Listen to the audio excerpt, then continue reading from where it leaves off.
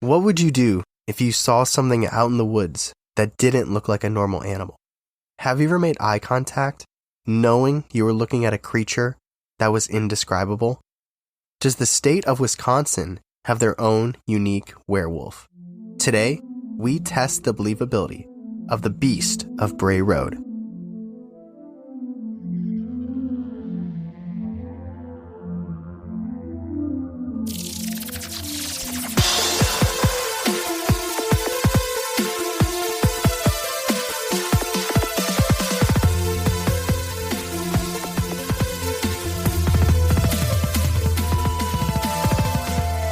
Welcome to Believing the Bizarre, where we dive into the unknown and the unusual and tell you whether or not we find it believable. That is right. For you, it's Tuesday.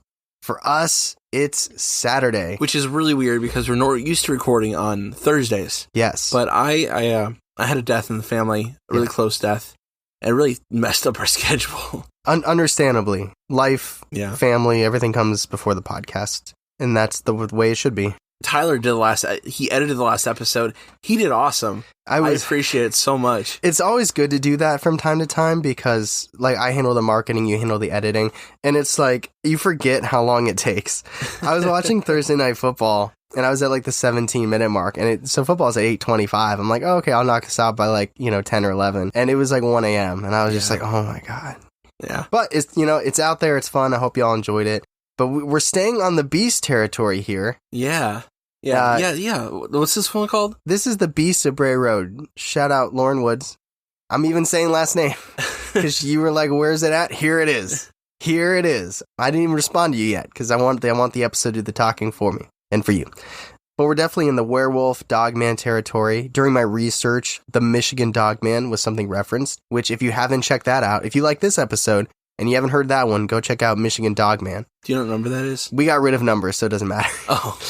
Apple Podcasts don't like numbers, so we're like, okay. Yeah, we don't like numbers either, said. It's just a point in time. There's sometimes I can relate when we record to seasons and stuff, but that means nothing once you get multiple years in. Yeah, nope. Or you can check out the entire podcast dedicated to the Michigan Dogman. Yeah, they got a whole thing going on. I know. Probably because the Lions suck. They have to do stuff to kill the time. The football team. Yeah, the football team. Yeah, not just the animals, the Lions. And I can say that because we podcast in Ohio and the Browns suck. But that's neither here nor there. So let's dive into the Beast of Bray Road. So the Beast of Bray Road is said to be in like rural Walworth County, Wisconsin. I've also seen Jefferson. Oh, area. He's not in the Twin Cities. He's not hanging out. He's not a Neapolitan. He doesn't play for the Twins. Oh, okay. He's not in the downtown city. They should draft him. He doesn't like the lights and all the people. I actually don't know that much about this thing. He doesn't want to live in the concrete forest. Oh, okay. He wants to live in the woods. And if you're curious, because I feel like sometime before I get to it, you're going to ask, the reason it's called Bray Road in the name is because of a historical encounter. Oh. And by historical, I don't mean like millions of years ago, dinosaurs. What I mean is there's two forms of encounters that we're going to talk about in this episode. And I think in a lot of episodes, there's two forms of encounters.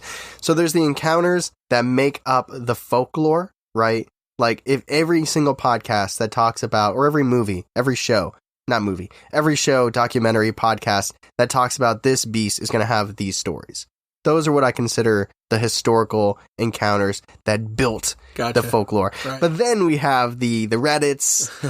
One source that I've really been diving into lately that I enjoy, they never have the best stories, but they're the most gritty, is the YouTube comments. If you go to a YouTube video about the topic, there's always someone in the comments like, I seen that shit.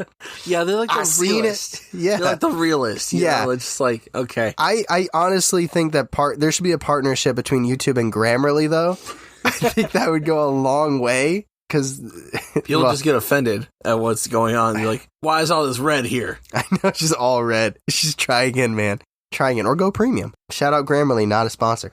So that's the breakup of this episode. We're going to touch on what it is, what it's considered to be, and how it looks. But then we got the historical encounters, the fun Reddit, YouTube encounters, and then we're off for takeoff. So, the Beast of Bray Road is this humanoid, dog-like werewolf-like creature. That is the territory we are in. It's hairy. It has canine features. It's significantly large. It's like 7 feet tall. And this is something emphasized here. It's muscular. You see him at night, and you don't see him in the morning. You know why? Because he's in the gym. Oh, okay. He's hitting it. He doesn't skip lay days, and he doesn't miss a single bicep curl. He's like golds only. He's covered in fur. I don't know why you're going to say tattoos. I thought you were going to say tattoos. Nope. I was like, wow. Nope. Covered in, although your tattoo's coming up, Charlie. On the first. I'm sorry. Keep your eyes out. Covered in fur and or hair. Its head resembles either a wolf or a bear. It has greenish, yellowish eyes and pointed ears. And it's also been seen walking as a quadruped and biped. I'm going to say this. Yeah. I don't think people know what animals look like. I don't. It's like, people say like, oh, it looks like a wolf, or it looks like a bear, looks like a jackal. Like, people just say stuff. We think we've experienced like many cryptids. Like, oh, it's some kind of bear, or the chupacabra was like a fox, or someone was like, it's a fox and a kangaroo. Yeah, it's just like, I don't think people know what animals look like off the top of their head. Listen, I believe you because I think I am that. If you put a gun to my head and you had like 2 boxes and you unveil the boxes and you have 5 seconds, actually, it'd be 1 box. You have 1 box, you unveil it, you put a gun to my head, you have 5 seconds. Is that a beaver or a gopher? I'm dead. I'm dead. Those are pretty close. Yeah, but you know what I mean? It's like, and it's dark out. You don't know. Is it a wolf? Is it a bear? Is it a coyote? Is that a chipmunk? hyena? Is that a zebra? It might be a zebra. Well, you know what? Okay, you put a leopard next to a jaguar, next to a puma, like, yeah. I don't know. Oh, look at the stripes in the spot. No, I'm running. Unless I'm on Discovery Channel, in which case I'm flipping it to ESPN. Yeah, there's a lovely little Fisher cat in the Cleveland Zoo. Shout out to that Fisher cat. I was at the Cleveland Zoo. Oh, yeah? And there were 2 mountain lions, and they were looking at each other, and they have like a... What? Yeah. The guy was talking to me. I was trying to make conversation with him, and I thought it'd be an easy question. I'm like, how old are they? And he's like, oh.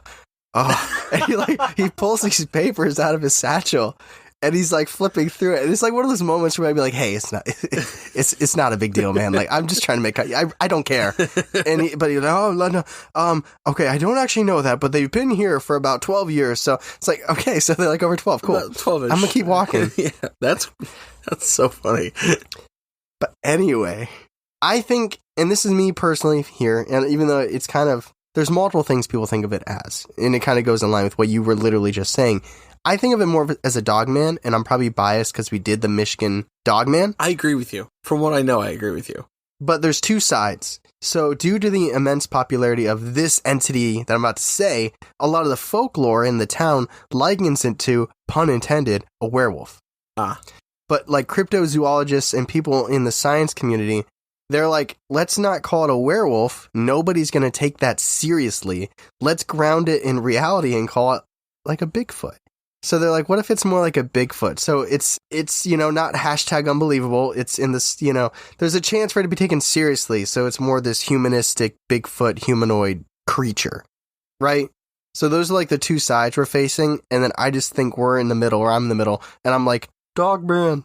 Plus it has canine qualities. Come on. Yeah. Well, I'm also curious if like there's some family that's just been like passing down this like lycanthropy through generations and not talking about it. I don't know. That said, now you can kind of visualize it. It's got a bear dog head. Mm-hmm. Maybe you subconsciously are thinking gopher because I said that, but that's wrong. Muscular, big, hairy, 7 feet tall. There's basketball players taller than 7 feet. Kushtaka.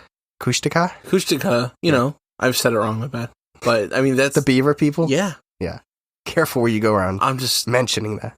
It's interesting. That said, are you ready to go into the historical encounters? Yes, please. So the first encounter takes place in 1936, and it's by a man named Mark Shackleman. And everything in these historical encounters I'm about to tell you are from the sources, the Milwaukee Magazine. Jelly, he's not in your neck of the woods, because I haven't heard much about Milwaukee. Twins, right? Yeah, but Twins? Milwaukee Bucks. That's what makes me think of. I don't know how busy it is there. I know Green Bay, like I've heard like the only thing by Green Bay is like a hotel and an Applebee's. I mean, I don't know. It's a city, but like, I think it's probably pretty chill. Dogman probably only goes out, or the Beast of Bray Road probably only goes there like once a year. Yeah. If that. Maybe they have like a nice taco place or Don't something. they say bubbler instead of water fountain? No idea. And also the source Legends of America. Though that's where all this comes from. Okay. So a man named Mark Shackleman, he arrived at the St. Coletta School for Exceptional Children around midnight because he wasn't a teacher, he wasn't an instructor. He was the guy that walks around at night and makes sure that nothing bad is going down, nobody's trespassing, no vandalism, that kind of a thing. Security? Yes. Okay. That's one way to encapsulate that position. It's like when you make a fancy name for something, right? And then you're just like, oh, so you sell clothes, right? Okay. Like at Old Navy, I was a celebrity, right? But I folded shit for 4 hours. Okay. Yeah. So he's walking around the school. It's near Jefferson, Wisconsin.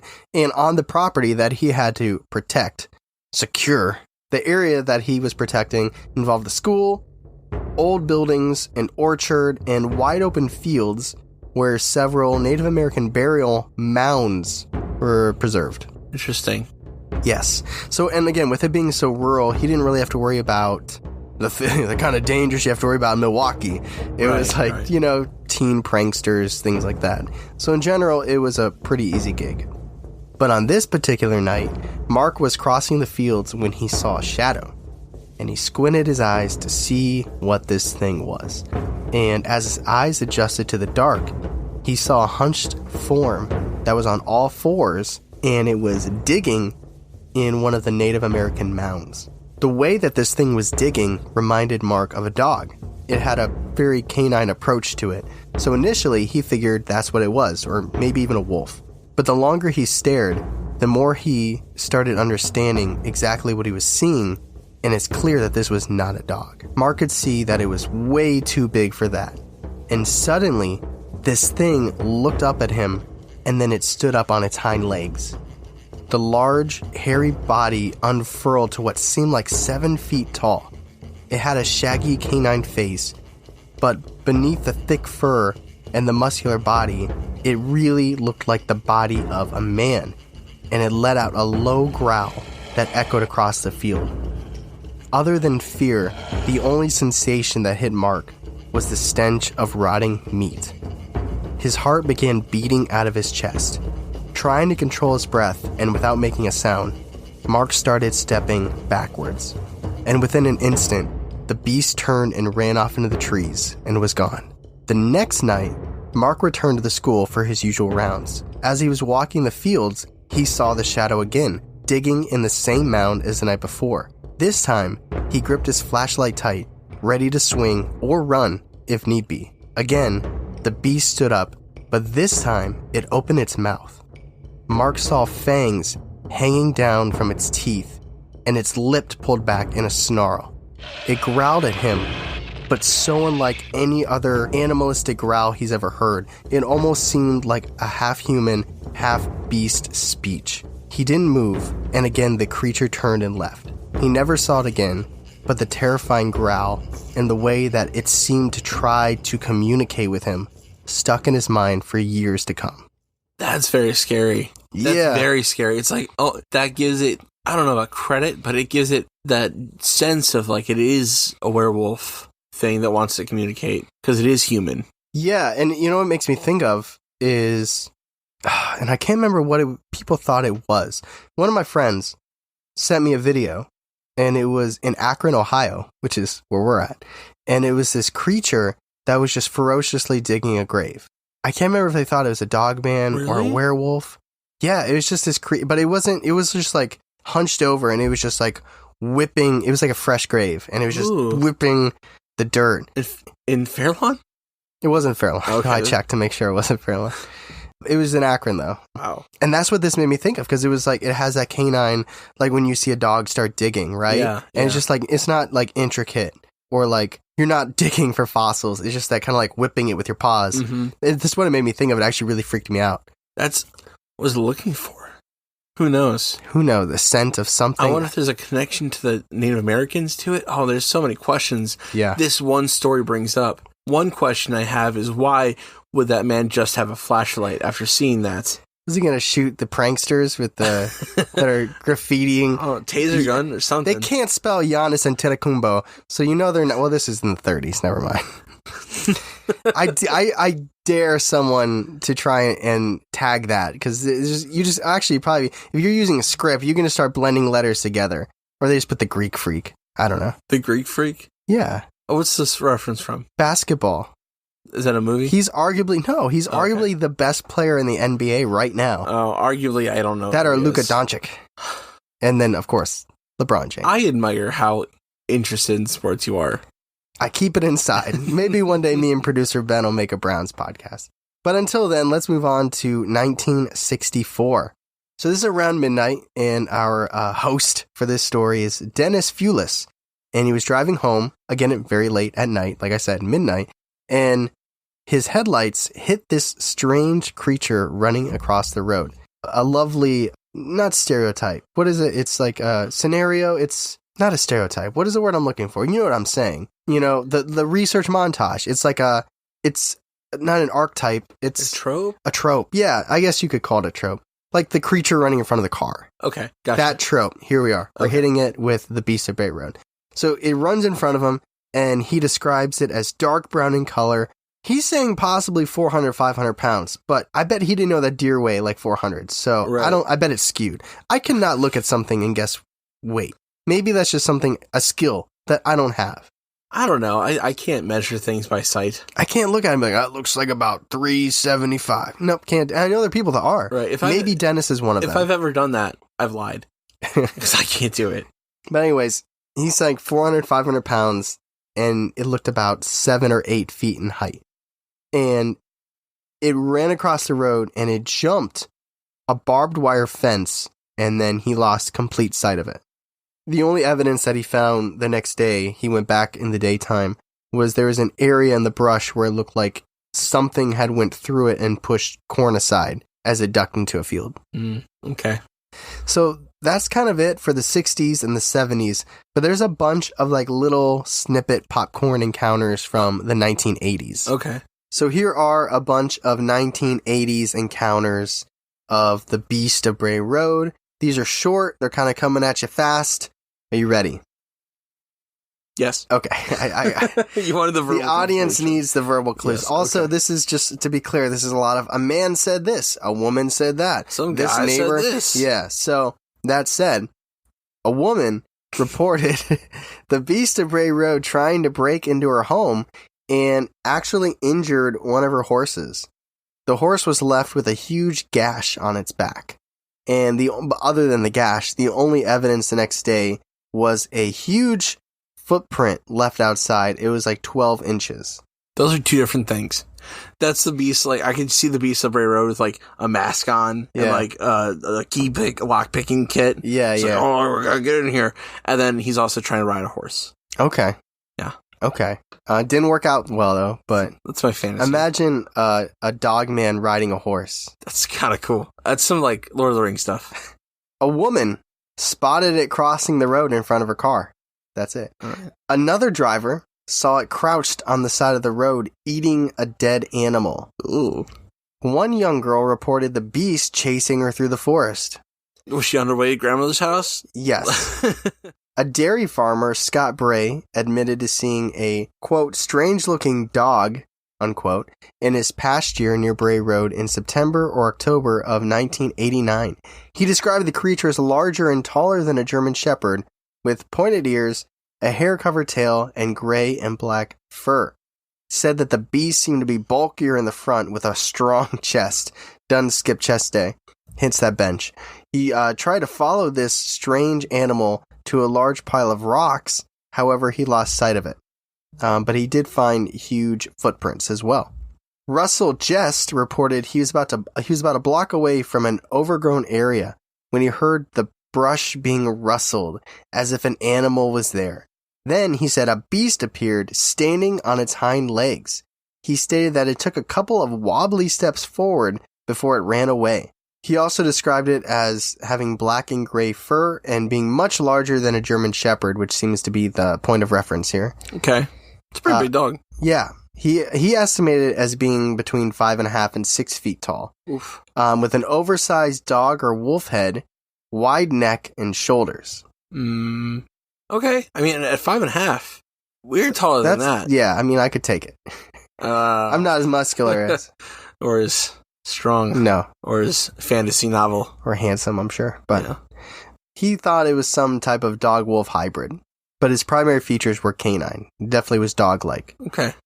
On a fall evening in 1989, bar manager Lori Andrizzi was driving along Bray Road. As she rounded a bend, she saw what she initially perceived as a human being kneeled or hunched along the side of the road.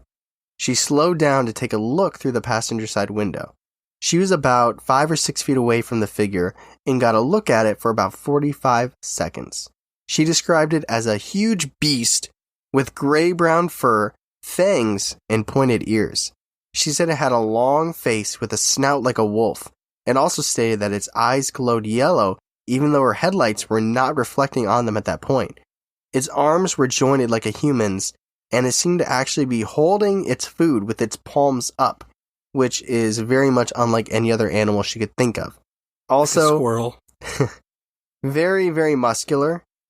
She did not report seeing a tail, but the way that it was kneeling. So there was no tail, but she could see the legs behind it the way you would see with a human who was kneeling. Mm-hmm. That's pretty consistent.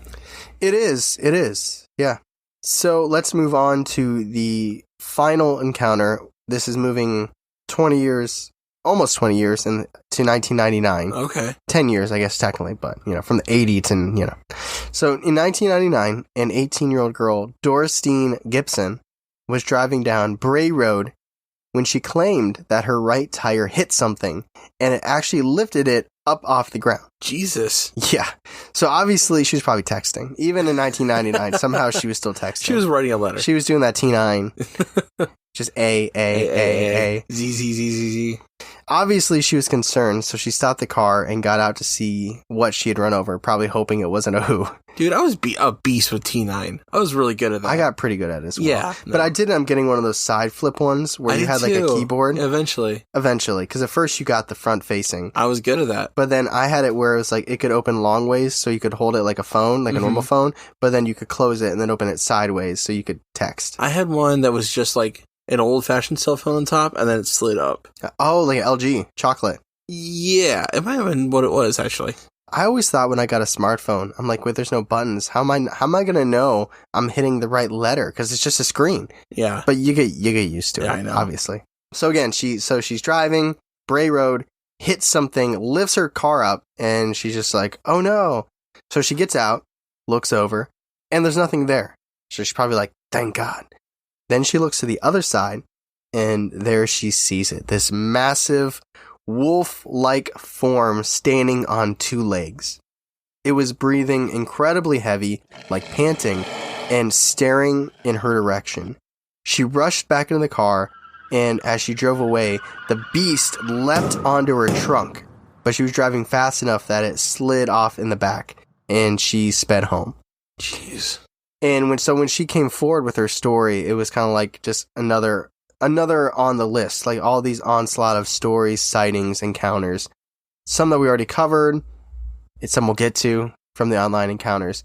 But essentially, those are the stories, the encounters, everything leading up to the folklore of the Beast of Bray Road. Yeah, it's a lot of stuff that ties together, which is, I think, really good for this kind of monster, this cryptid. Yes. So now we go to the fun part. We go to the online encounters. Woo! Not online like, he jumped in your chat room, your Yahoo messengering the Beast of Bray Road, but the ones that have been found on YouTube and Reddit. That kind of thing. Are you ready? Yes. Okay, so we got 4 encounters, 2 of which are from YouTube comments and 2 of which are from Reddit. Those are good comment sources. Yes. I like those. Yes. So this first encounter from YouTube, let's go. Quote, I actually saw it on my birthday. The day of my birthday was the night of the full moon, and me and my friends went out and about. My parents told us not to, but I am stubborn. We went to a bar, and we had a great time. It was a lot of fun.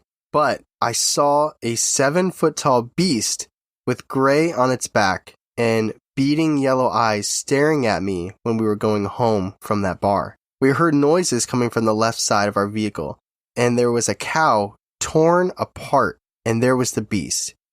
It's hard to describe because it was really dark in Wisconsin. It was like 10 o'clock at night, and I live by the hospital where this beast has been seen many times, no joke.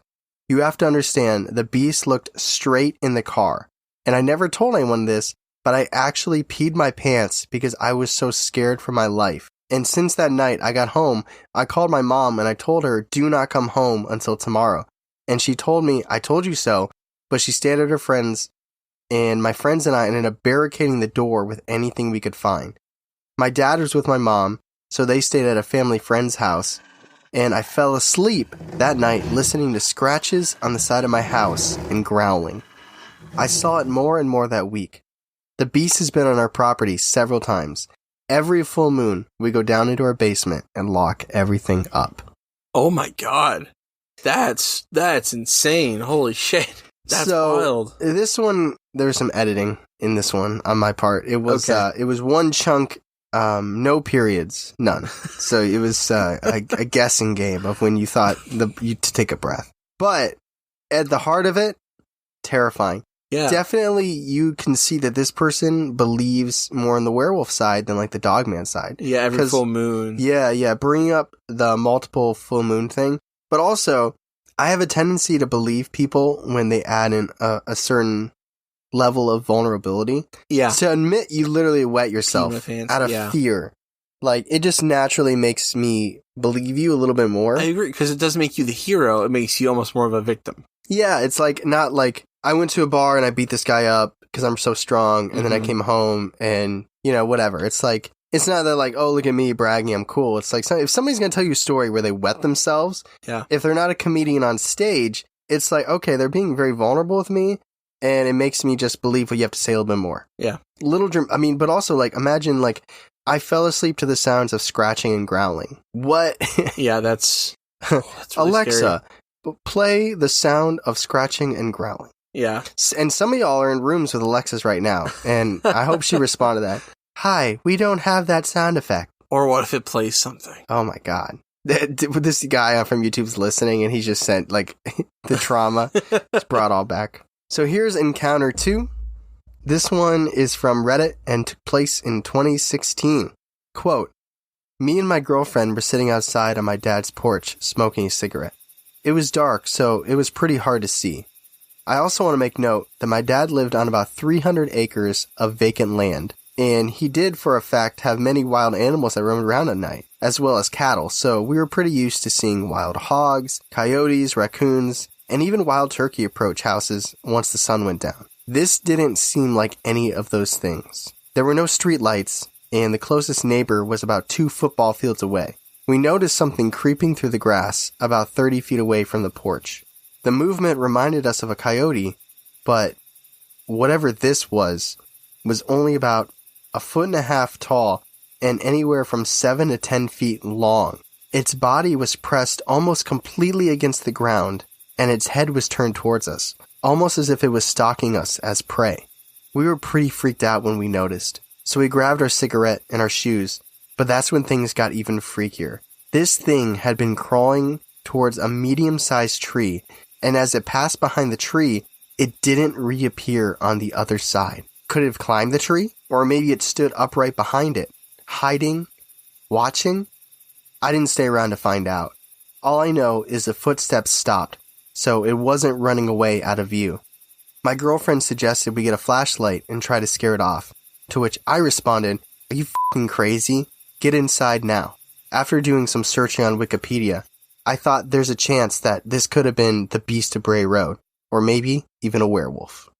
Oh my god. What is she on? What is she doing? What are all these people on in listener submissions and these stories? They're like, let's investigate. You know what? Flashlight. Even better, let's split up.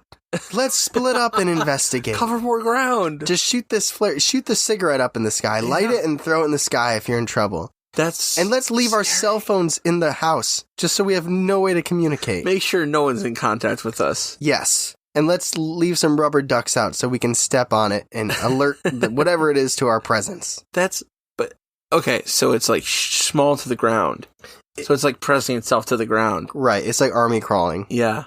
But still, even army crawling, to be a foot high. Yeah. Like. Yeah, that's pretty high. That's high, yeah, that's what I was thinking. It's like, if I'm flat on the ground, it's like, 4 inches, 5 inches? Like, depends how thick you are. I don't know. But this thing, like, because at first you're like, it's made of muscle, right? Yeah, so it's just built. Yeah. He's just doing push-ups outside. I like to get my workouts in once the sun goes down. Flexing. That triangle push-ups. That Wisconsin sun, you know what I mean? It really hits you. Yes. Wisconsin cheese. All right, encounter 3. This is also from YouTube. Okay, cool. It was on a Beast of Bray Road video, so when they say I saw this thing too, that's what they're referencing. Oh, so you know. All right. Quote, I saw this thing too. Holy shit, this thing was huge. I got out of the passenger side of the car in the middle of the cemetery. I kid you not. The first 30 seconds, we saw something peeking behind a tombstone. It was literally like this large animal playing peekaboo. I followed the thing and I had a big LED flashlight and was shining it the whole time. This thing has massive, glowing green eyes and it barely blinked. We stared at each other for what felt like 5 minutes, and I kept getting closer and closer to it. But every time I got closer, it moved back to a different tombstone. And it didn't seem to try to cause harm, but the feeling I was going through was just completely indescribable. It peeked at me as if we were playing peekaboo, and this thing was gray and so hairy, and I would say about the size of 2 or 3 wolves put together.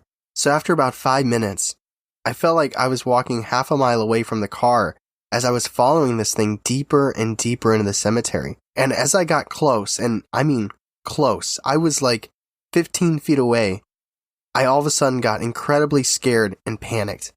I ran to the car as fast as I could, and as soon as the passenger side door closed, I realized this thing was right next to the car, hiding behind the same tombstone it was behind when I got out of the car. If I had a GoPro, this would have been the most amazing evidence. I saw this thing less than 1 minute in the middle of a cemetery. If any paranormal investigators are interested in my story, I can show you what I saw when I was there on the location. And again, me and this beast were staring at each other for, I would say, 8 minutes, but it felt like forever. It could have easily attacked me, and I'd be missing, and no one would know. But it seemed like it was more so curious. Please, any real investigators, contact me if you're interested. Unquote from random unnamed person on YouTube. Man, if beggars had horses, or if beggars had horses... There'd be a huge gash in the back from the Beast of Bray Road. Something could ride. Never mind. Jesus. If wishes were horses, beggars could ride because he didn't have a GoPro.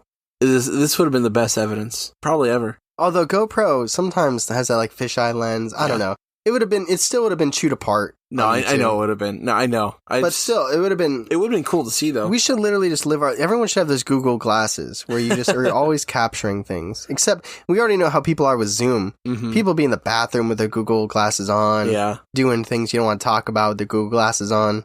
I mean, Zoom showed us. We can't trust people. But I think anytime you go out into a cemetery, you probably should have a GoPro on. They should hand them out at cemeteries. Community Welcome GoPros. To the cemetery. Yeah, here's some flowers and a GoPro. Yeah. May I interest you in our most haunted sections? Newest grave? GoPro. Sponsored by GoPro. I wish. Hit us up, GoPro. We'll do something for you. We'll do a video. Do some ghost hunting. All right. So this is our final encounter of the Beast of Bray Road, and it takes place in 1998, the same year before This Crowded Streets by Dave Matthews Band. Wow. You ready? Yeah. Quote, I lived in the town of Franklin, Wisconsin. This was about 1997, 1998. We had just moved into a brand new subdivision and were currently the only house that was built at that time. As you can tell by the tone, this was more of a Reddit. This is not YouTube comments. Yeah, for sure. The rest of the area for a long distance was empty lots on what used to be the adjoining farm's old land. Our backyard had a running creek. On the other side of the creek was some brush and a single-lane road with an old streetlight that gave off an orange hue about 30 yards or so away. It was a warm summer night, and I was having a sleepover with one of my friends. We had all the lights off, and we were playing hide and seek in the dark. I went back into our sunroom, and I saw something crunched over, illuminated through the brush in the orange streetlight. I'm not sure how to describe its body posture. You know how when you're about to throw up, you hunch over on your knees and palms? It was similar to that. Its breaths were so deep and so heavy that you could literally see its chest heaving even from that distance. We had a 140-pound Akita who stood 6 feet on its hind legs, and I could easily tell that whatever this was would dwarf my Akita. I also know that this wasn't any type of dog or wolf. Its hind legs were thick and muscular, almost like a man's, but its body tapered at the abdomen, and it had the head of like a wolf or a canine. I called out to my friend who came over, and they just said, "What the f*** is that?" But trying not to make too much noise. We just sat there for what felt like 10 minutes watching this thing hunched over. My dad, who was a hard-ass Vietnam vet, came out to see what we were doing up so late. We asked what it was, and he just said, "I don't know." He then went outside as we stayed in, and I'll be honest, I was scared for my dad. He had one of those old mega lights that has like the power of 1,000 candles, and he took it with him. He stood in the driveway and shined it onto whatever we were watching. It looked back at us, and honestly, I don't remember its eye color, but what I do remember is that when it took off into the brush, it got upright. This thing stood up on its hind legs and, like a sprinter, darted off through the woods. My dad heard it splash through the creek and hightailed it inside. It was one of those crazy moments you don't really talk about because you don't want people to think you're crazy. But when I heard about the Beast of Bray Road so many years later, I immediately knew that we'd seen it too. Yeah, so it's not like super action-packed, but it's just a lot of good detail. Moments. Yeah. Moments. So before we get to the discussion, those are the end of the encounters. Here's a theory on what people are seeing and what's happening. Okay. So the main theory, and this isn't specific to the Beast of Bray Road, I think it could... All dogmen things? I think, yeah, for sure. But I think it can account to more than that. Okay. But definitely this werewolf, dogman identity, this entity thing. The theory is that it's mistaken due to panic. So you're living your normal life, you're doing whatever, and you see something, and it freaks you out. You get a feeling of panic and fear, and you have mistaken observations. So what is a normal animal, because of how you are perceiving it, because of how you're feeling, you're freaked out, you're scared, you're kind of out of your mind in a certain way, you start attributing werewolf or supernatural characteristics to these animals. So it's not like a guarantee that this is the case or this is always the case. And even if this is true, that doesn't mean it's always true. You know what I mean? Yeah. Like if you have 100 people that tell you that they saw a werewolf, this could be true for 90 of them. It could be true for 100 of them. It could be true for 0. You know what I mean? It's like, it doesn't mean that's always the case. But the only reason I give it any credibility is because I've seen research studies on people are in a car accident. Fact. Yeah. And later on, you ask them details. What color was the other car? Was there glass on the street? What side hit you? And you'll have pictures, right? Mm-hmm. And then you'll get this information from people and you realize they don't remember it. Mm-hmm. When you're in this traumatic situation, your memory is so unreliable. Right. Like, you'll say there's glass on the ground. Oh, there was no glass. You'll say it was a red car. It was actually a gray car. You know, it's just because when you're in the heat of the moment and all this stuff's happening, it's just fragment. And I mean, memories always changed and manipulated over time and anyway. People just react to stuff, right? Yeah, exactly. Yeah.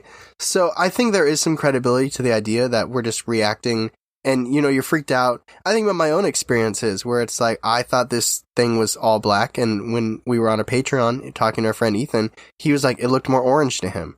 So I think it's like, you're freaked out, you're putting characteristics on this because, you know, your mind isn't acting, you're not in a normal, relaxed state of mind. Doesn't necessarily mean it's true, but I think there is some weight to that theory. Mm-hmm. The other theory, which I do not like, I do not buy, is that somebody in Wisconsin is just wearing a suit. And no way. Running around scaring people. No way. Doing push-ups in the brush. Yeah. No, I don't think so. I don't know. I think there's too many characteristics to this beast that are human-ish, but not the same as somebody in a suit. Right. So, that is the Beast of Bray Road. Charlie, are you ready to go to the discussion? Oh, yeah.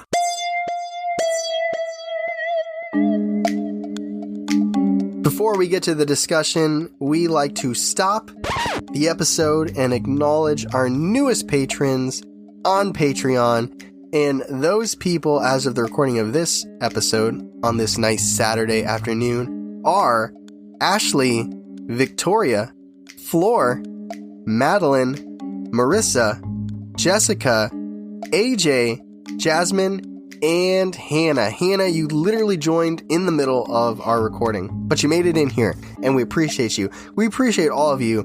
But that being said, since you're so new to the game, Charlie, I would love nothing more, personally, emotionally, and spiritually, than for you to tell Hannah what she can expect inside our Patreon. Absolutely. Hannah, for your experiences in the Patreon, I just want to highlight a couple things. There's a lot of options. There's a lot of things we do on Patreon, but I just want to highlight bizarre news where Tyler and Ben sometimes, and me sometimes, find articles related to strangeness in the world, and we talk about them and discuss them and how they relate to the bizarre and what's just strange about them. It's a lot of fun because we break these down. And I also want to highlight Google Hangouts, Patreon Google Hangouts, because that's just it's more than just fun, because it's bonding with people that honestly we wouldn't have met otherwise. I agree. It is a community. It's really fun. Also, Hannah, since you are in our dedicated tier, in 3 months, you will be getting the exclusive Patreon-only t-shirt that you cannot buy. It is only sent to you after being in the Patreon for 3 months. And the one segment I want to shout out among the many things that we do on Patreon is Do You Believe the Bizarre? Because it's a fun game. Shout out producer Ben. He has a huge part in that. If you're on Patreon, you know who we're talking about. Basically, there's 3 rounds. Each round, there are 3 stories told to us, 2 of which are real. 1 is fake, always paranormal, always bizarre, always creepy. And Charlie and I, like a game, like a game show, Charlie and I have to guess which 2 are the real stories and which one is fake, which one was made up. If you like games, if you like scary stories, you can obviously play along, guess, tell us, in the comments, hey, we got it right. Hey, we didn't. I know our Patreon Emily was like, I'm starting to get Ben's tells. I know them too. But don't tell Ben that. I don't know them. But anyway, there's so much extra bonus content on Patreon. We list it all out on patreon.com/BelieveInBizarre. Check it out if you like the podcast and you want a little bit more. It is there for you. But that said, we got some dogman, werewolf, Bigfoot creatures to get into. The discussion about the Beast of Bray Road. All right, Charlie. So let's start at the base level, because people don't even know what we're talking about. And I don't mean listeners, I mean the cryptozoologists, obviously ufologists. They're too busy writing their books. Some people think it is a werewolf. Some people think we've never really gone too far into werewolves and whether or not we believe or not. No. Shout out Resident Evil Villages, which I know you haven't been able to play yet. Eventually. Werewolves on one side, big feet. Bigfoots on the other side, and then in the middle we got the dogmen. Yeah. It's like almost that in between, right? Yeah, and I don't mean to paint it like that's the right answer inherently. It's like, oh, I'm not like, I don't lean far left and I don't lean far right. I'm a reasonable person in the middle. Centrist. Hint, that's the right question. It's like, I just mean like there's a lot of people that think this, a lot of people think that, and then the dogman is somewhere in between. Yeah, well, it depends. Do you think the Dogman, do you think the Beast of Bray Road can come out when it's not the full moon? And if it can, does that mean it's not a werewolf? I don't think this is a werewolf. I think this is something, if that's out and about, I think there would be more acknowledgement of it. Like, this thing seems to only come out on the full moon. On a full moon. Or the 3 days before and 3 days after of a full moon. Yeah, and you know what's weird? I never see Jerry at nighttime. You know what I mean? Yeah. It's, Jerry's really into horses, and then now my horse has a gash on it. Yeah, like it took Harry Potter a full school year to figure out Lupin was a werewolf. Mm-hmm. Well, he didn't actually figure it out. He was told. Yeah. Yeah.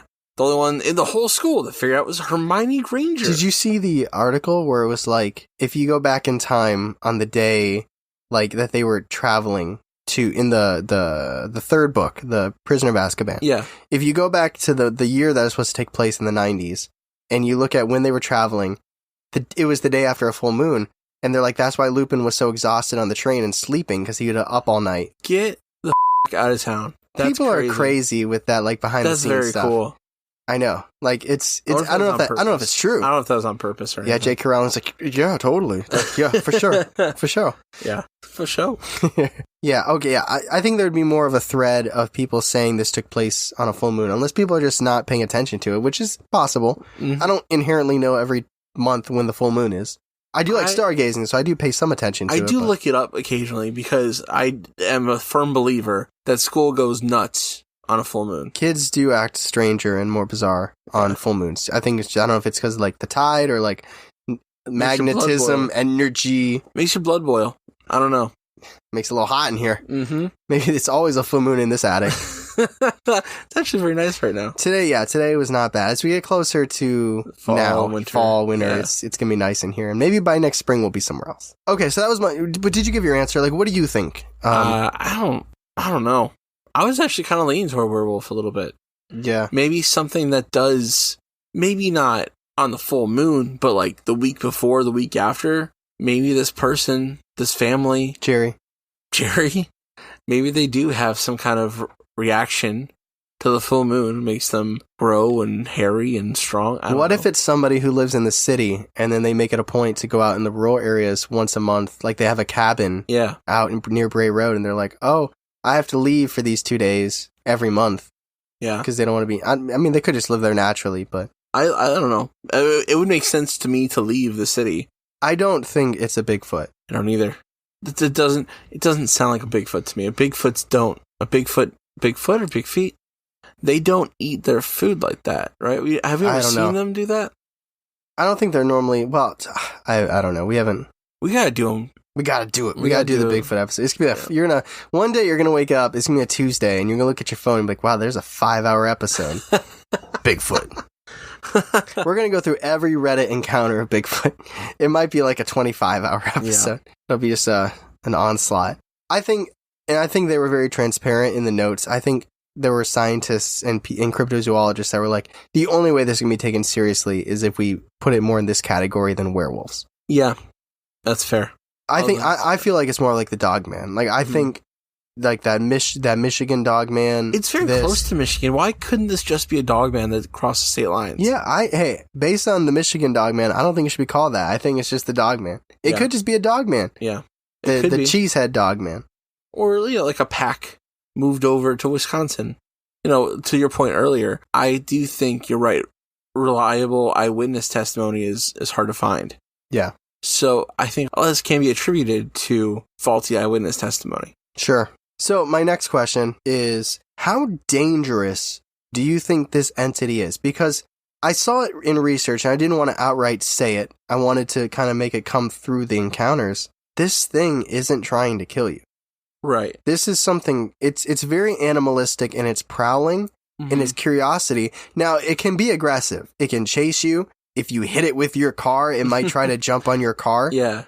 But I don't think it's not like that. It's not like the horror movie Alligator. That's what I've never talked about this. Have you ever watched the Sci-Fi Channel and it's like big alligator or big snake, big tarantula? It's I'm always hungry and I'm always trying to kill you. Yeah. Like there are animals that are naturally more aggressive, and especially if they're hungry and they see you as food, sure. Or the big shark.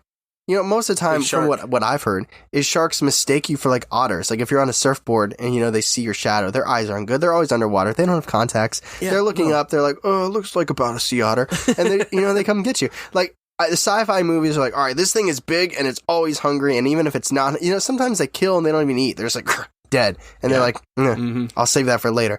Like this feels very grounded in normal animal behavior from what I've seen. It's not like I'm going to kill you because you're in my vicinity and that's what I do. It's like, it's just like hunched over eating roadkill. Like that's what it's already dead. I'm hungry. I'm going to eat it. Or like I'm prowling around your neighborhood. It feels animalistic in that way. What do you think about its aggressive nature? I think it is dangerous. I don't think it's aggressive toward humans. It's probably more scared of humans. Which is crazy, because this dude sounds built. Yeah, but... He's like the gentle giant. Like the guy you don't want to mess with at the bar, but he'll open the door for you and like, oh, I'll buy you around. He's that guy. Yeah. Yeah, I think it's probably scared of humans because, lights and noises and stuff. I just think it's telling that other than the horse who got the gash. Yeah. Nobody, the cow. And the cow. Ripped in half. Okay.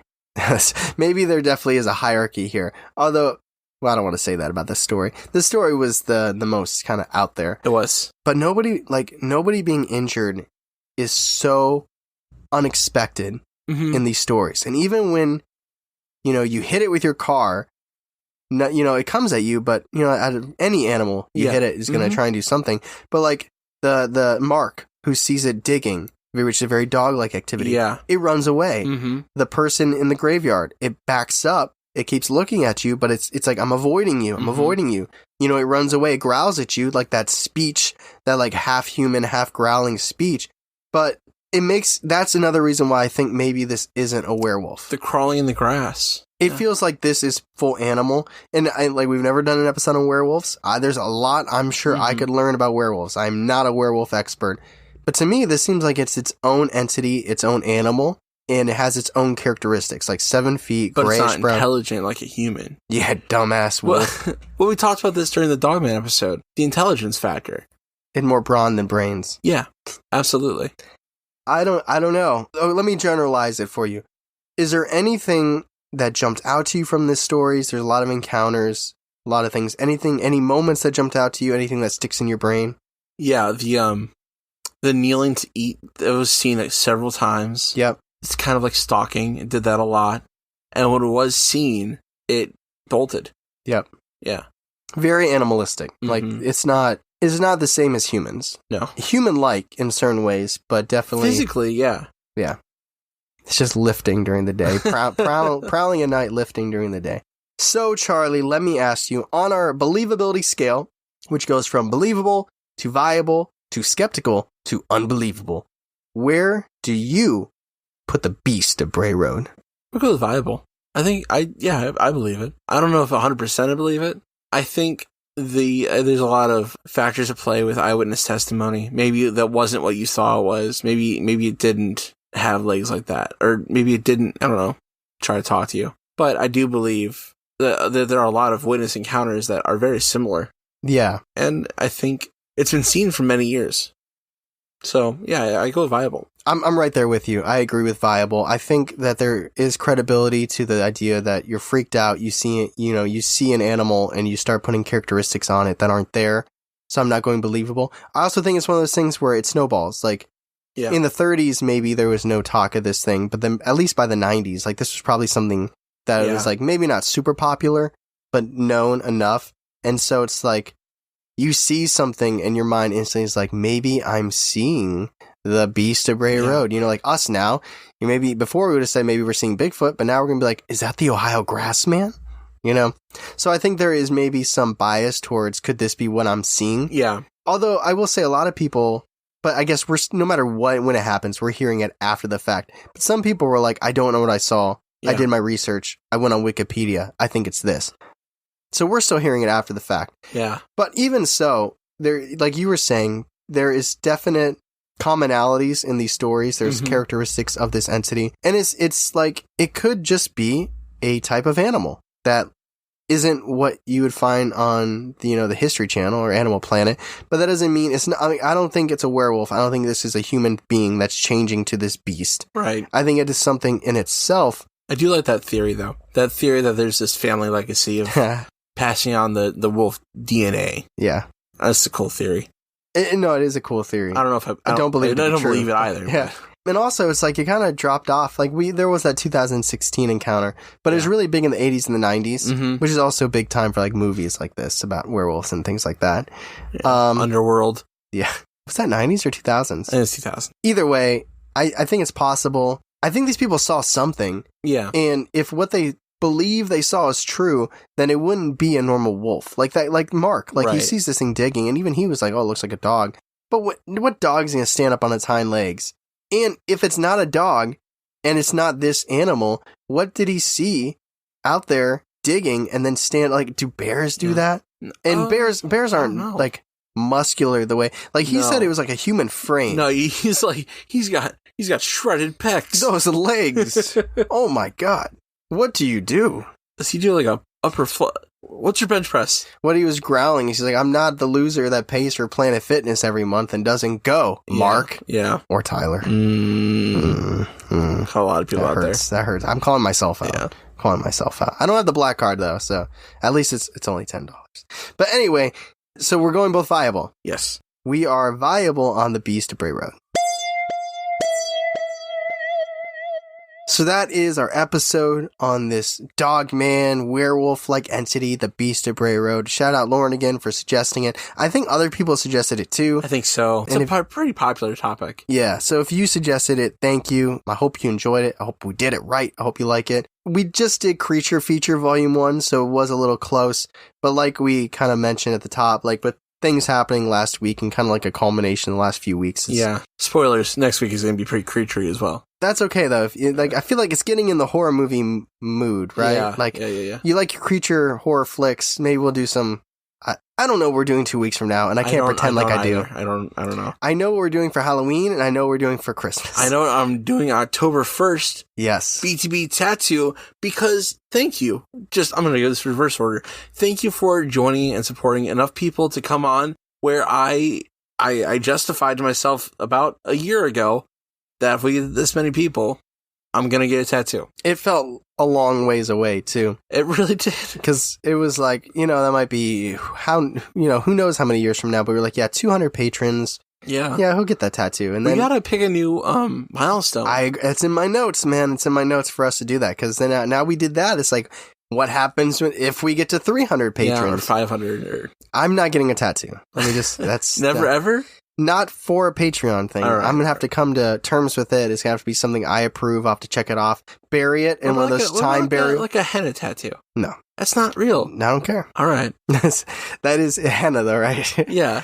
I'm going to need to do like a time capsule. Like I'm going to write down my idea of what I want tattooed on me, bury it. In 10 years, I'll open it up, see if I still like the idea. Listen, in 2015, I had the idea that I was going to get the Boba Fett Bantha skull on my shoulder and like the Mandalorian thing on my pec. So it's like you're wearing the armor. And that still would be dope today, but I don't know if I want that today. So You know what? It would need to be something that's 7 years later. I'm like, I still want that. I know what you mean, but yeah, like my first tattoo I'm going to do completely over. I'm going to do something else with it. Oh, okay. You're going to redo it? Yeah. Is that the Archangel thing? It is, yeah. You don't like it anymore? No, I'm over it.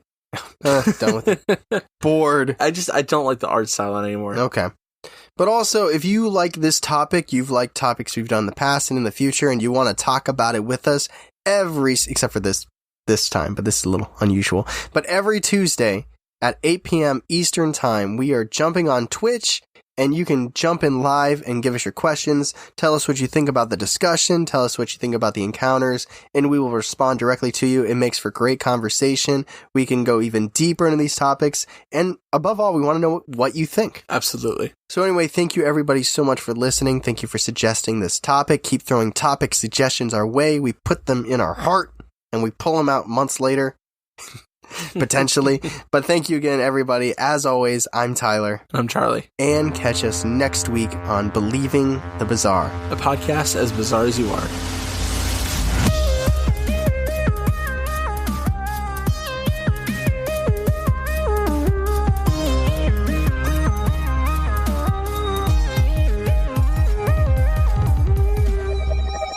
Is sharks mistake you for like otters? Like if you're on a surfboard and they see your shadow, their eyes aren't good. They're always underwater. They don't have contacts. Yeah, they're looking up. They're like, oh, it looks like about a sea otter, and they come and get you.